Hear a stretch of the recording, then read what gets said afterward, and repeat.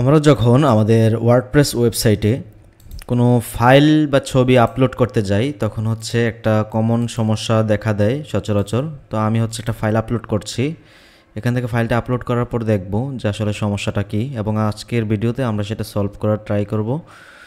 তো আমি একটা এসবিজি ফাইল এখানে আপলোড করতেছি।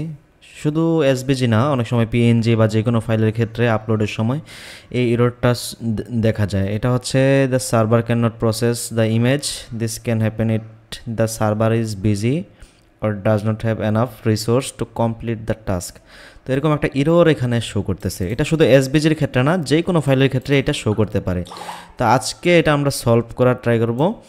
এটা সলভ করার জন্য আমরা হচ্ছে প্রথমে আমাদের সি প্যানেলে চলে যাব। অবশ্যই সি প্যানেলের অ্যাক্সেস থাকতে হবে। সি প্যানেলে যাওয়ার পর আমরা ফাইল ম্যানেজারে চলে যাব।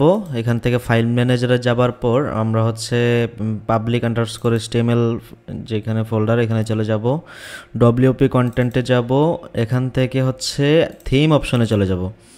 থিমে যাওয়ার পর আমাদের যে থিমটা আছে, থিমের ভিতরে গিয়ে আমরা এখান থেকে ফাংশন ডট পিএইচপি যে ফোল্ডারটা আছে, ফাইলটা আছে, সেটা আমরা এডিট করব। এখান থেকে এখানে গিয়ে স্ক্রল করে একটু নিচে আসতে হবে এবং এখানে এক লাইনের একটা কোড লিখে দিতে হবে। আমি এটা আমাদের ডেসক্রিপশনে দিয়ে রাখবো, আপনারা এখান থেকে নিয়ে নেবেন। এই লেখাটা এখানে ডিফাইন করে দিতে হবে, তারপর সেভ চেঞ্জেস। ওকে, তারপর আরেকটু কাজ রয়েছে, সেটা হচ্ছে আমাদের ওয়ার্ডপ্রেসের অ্যাডমিন প্যানেল থেকে একটু কাজ করতে হবে।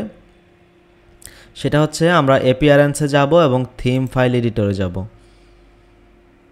অ্যাপিয়ারেন্স থিম ফাইল এডিটর, এখান থেকে আই আন্ডারস্ট্যান্ড দিয়ে এখানে নিচে এসে জাস্ট এটা লিখে দিতে হবে যে কোডটা আমরা ফাংশন ডট পিএইচপিতে লিখেছিলাম, আপডেট ফাইল।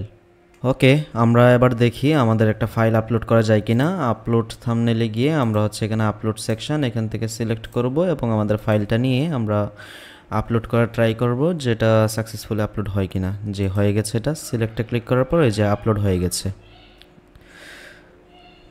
ধন্যবাদ। এই ছিল আমাদের আজকের সমস্যার সমাধানের ভিডিও।